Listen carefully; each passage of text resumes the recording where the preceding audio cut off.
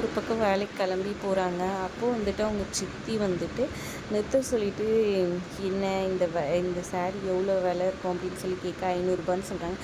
ஓஹோ! நீ வந்துட்டு இந்த வேலைக்கு போகிறனால வந்துட்டு 4 பேர் பார்க்கணும், உன்னை பார்த்து இதுவாக இருந்தால் தானே வந்துட்டு உனக்கு எல்லாம் கிடைக்கும், அதனால தான் இந்த மாதிரி கட்டிட்டு போறியான்னு ஒரு மாதிரி சொல்லிட்டுருக்காங்க. அதனால் கடுப்பாக ஒரு மாதிரி இதுவாகிடுறாங்க. நம்ம லீவ் அப்செட் ஆகிடுறாங்க. அதுக்கப்புறமா அவங்க சித்தி ஜமுனா வராங்க. அவங்க வந்தோடனே ஏன்டி ரித்விகாவுக்கு வந்துட்டு வண்டியெல்லாம் தொடச்சி வைக்க சொன்னி தொடச்சியான்னு கேட்குறாங்க. இல்லை சித்தி அப்படின்னு சொல்கிறாங்க. முதல்ல போய் தொடச்சி வச்சுட்டு அப்புறமா அவன் வேலைக்கு போகிற வேலையை பார்த்துக்கோ அப்படின்ற மாதிரி சொல்கிறான். சரின்ட்டு அயலி அங்கேருந்து போகிறாங்க. கரெக்டாக அவங்களுக்கு ஒரு ஃபோன் வருது. என்ன ஃபோன் பார்த்தீங்கன்னா, கரெக்டாக வந்துட்டு இந்திராணி கால் பண்ணுவாங்க. இந்திராணி பேசுகிறேன் அப்படின்னு சொன்னவொடனே உங்கள் பொண்ணு கல்யாணத்தை பற்றினோடனே சந்தோஷமாகிடுறாங்க இவங்க. சரி சரி நீ போ அப்படின்னு சொல்லிட்டு அயலி அமுச்சு விட்டுட்டு இவங்க ஃபோன் பேசுகிறாங்க. உங்கள் பொண்ணு ரித்விகாவை என் தம்பிக்கு பொண்ணு கேட்கறதுக்காக வரலான்னு இருக்கேன்னு சொல்கிறாங்க. அதை கேட்டவொன்னே ஷாக் ஆகிடுறாங்க. என்ன சொல்கிறீங்க, நீங்கள் யாருன்னு சொல்லி கேட்க, இந்த மாதிரி பத்திரிக்கையோட எம்டி அப்புறமா இவங்களோட பேத்தி நான் தான் அப்படின்ற மாதிரி சொல்ல, அதை கேட்டவொன்னே ஷாக் ஆகி போயிடுறாங்க. நீங்கள் ஏதோ தப்பாக கால் பண்ணியிருக்கீங்கன்னு ஜமுனா சொல்ல, இல்லை நான் கரெக்டாக தான் பேசுகிறேன், உங்கள் ஹஸ்பண்ட் பேர் இது தானே, உங்கள் பொண்ணு 2 பொண்ணுங்க தானே, செகண்ட் பொண்ணு பேர் அம்மு தானேன்னு சொல்லி கேட்க, ஆமாம்மான்னு சந்தோஷமாக சொல்கிறாங்க. அப்போ நாங்கள் கரெக்டாக தான் இது பண்ணியிருக்கோம். நாங்கள் வந்து என்றைக்கு வரோம் என்ன எதுன்ட்டு நாள் பார்த்துட்டு உங்களுக்கு சொல்கிறேன்னு சொல்லிட்டு வச்சுறாங்க. இதனால் ஜமுனா சந்தோஷமாயிடுறாங்க. அப்புறமா இந்த மாதிரி பார்க்க வராங்களாம் அப்படின்னு சொல்லிட்டு சொல்ல, இதெல்லாம் ஓகே தான்.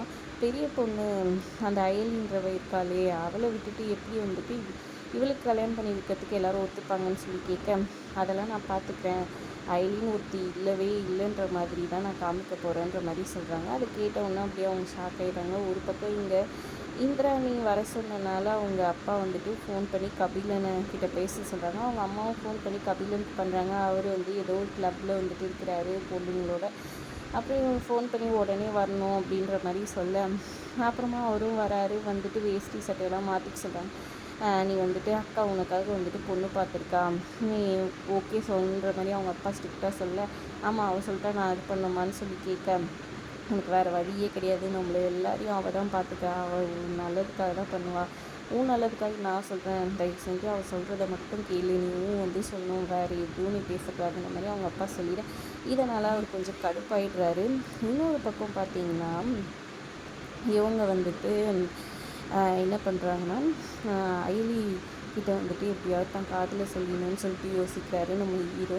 சொல்ல தயங்கிட்டே இருக்கேன், நீங்கள் இப்படியெல்லாம் தயங்காதீங்க சீனியர், என்ன விஷயம் சொல்லுங்கன்னு சொல்லிட்டு இருக்க. கரெக்டாக வந்துட்டு அவங்க மேல் ஆஃபீஸர்கிட்டேருந்து கால் வருது. இந்த மாதிரி இந்த வர்மான்றவன் வந்துட்டு தமிழ்நாட்டுக்கு வந்துட்டான் அப்படின்ற மாதிரி. கரெக்டாக இங்கே அந்த வர்மாவை காமிக்கிறாங்க. அவர் ஃபேஸ் காமிக்க மாட்டேங்கிறாங்க. அவர் கேக் வாங்கி வச்சுருக்காங்க, வெல்கம் பேக் வர்மான்னு சொல்லிட்டு. அது வந்துட்டு கேக் வெட்டுறாரு, ஒரு பெரிய அருவா வச்சுட்டு வெட்டுறாரு. அப்படியே கெத்தாக காமிக்கிறாங்க. இங்கே அவனுக்கு வந்து என் கையால் தான் சாகுன்ற மாதிரி நம்ம ஐலி சொல்ல, அவன் எங்கே இருந்தாலும் நம்ம பிடிச்சிடலாம் அப்படின்னு சொல்லிட்டு ஹீரோ சொல்ல, இல்லை சீனியர், அவனுக்கு வந்துட்டு என் கையால் தான் சாகும். முதல்ல அவனை வந்துட்டு சட்டத்துக்கு முன்னாடி நிற்க வச்சு அவன் வந்துட்டு எங்கள் அம்மா எந்த தப்பும் பண்ணல நான் ப்ரூவ் பண்ணுவேன். அதுக்கப்புறம் வந்துட்டு அவனுக்கு என் கையால் தான் என்கவுண்டர், என் துப்பாக்கி மொத்தமும் அவனுக்கு தான் இறங்க போகுது அப்படின்ற மாதிரி சொல்லிகிட்ருக்காங்க. ஒரு பக்கம் வந்துட்டு நானும் கூட இருக்கிறேன்னு சொல்லிட்டு ஹீரோ சொல்ல, இல்லை எந்த விஷயத்தில் வேணால் நீங்கள் என்கிட்ட எதுவும் கேளுங்க, இந்த விஷயத்தில் பங்கு கேட்காதீங்க, இது வந்துட்டு மொத்தமாக நான் தான் அவனை கொள்ளணும் அப்படின்ற மாதிரி நம்ம ஹீரோயின் செம்ம கோவமாக சொல்லியிருக்காங்க. அதுக்கப்புறமா ஹீரோயின் கிட்ட வந்துட்டு ஹீரோ வந்து பேசுகிறாரு. நம்ம காலேஜ் ரீயூனியனுக்கு போட்டிருந்தாங்களே மெசேஜ் பார்த்தேன்னு கேட்குறாங்க. பார்த்தேன்னு சொல்கிறாங்க. நீ தானே வரேன்னு சொல்லி கேட்க, இல்லை உங்களுக்கு தான் தெரியல என்ன பிரச்சனைன்னு சொல்லிட்டு அப்படின்னு சொல்கிறாங்க. என்ன பிரச்சனைன்னு பார்த்தீங்கன்னா, கபிலன் வந்துட்டு அங்கே இருக்க பொண்ணுங்கிட்டலாம் தப்பாக நடந்திருப்பார். நம்ம ஹீரோயின் தான் போய் தட்டி கேட்டு இது பண்ணியிருப்பாங்க, கம்ப்ளைண்ட் எல்லாம் பண்ணி அது பெரிய இஷ்யூவாக இருக்குது. அதையும் காமிக்கிறாங்க. அண்ட் கபிலன் தான் வந்துட்டு இந்த வர்மாவோட கையாளாக இருந்திருக்காரு.